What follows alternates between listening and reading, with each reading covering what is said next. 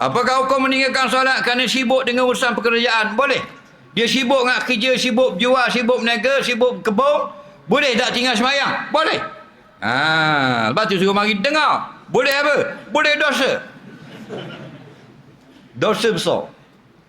Okey? Siapa yang tidak semayang, Allah tidak ampun di akhirat lagi. Mu raja, menteri, timalang kena pecat, presiden kena buang baru ni, buang IDP, ahli parlimen, orang kapung, orang bandar, anak teku, cak ayam, nelayan, orang kaya, orang miskin, neraka sakar.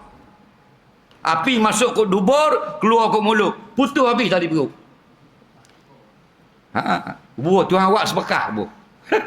Dah, raja pun ada situ, teku pun ada situ, megak pun ada situ, datuk pun ada situ, buat haji pun ada situ, ada belaka. Kalau tak, semayang. Faham lagi? Jangan tinggal semayang. Walaupun tak khusyuk, semayang juga. Walaupun hujung-hujung waktu, jangan tinggal. Tak ada semayang, tak ada agama. Malah solat Allah, la dinalah. Barang siapa tiada semayang, baginya, tiadalah agama baginya. Tak?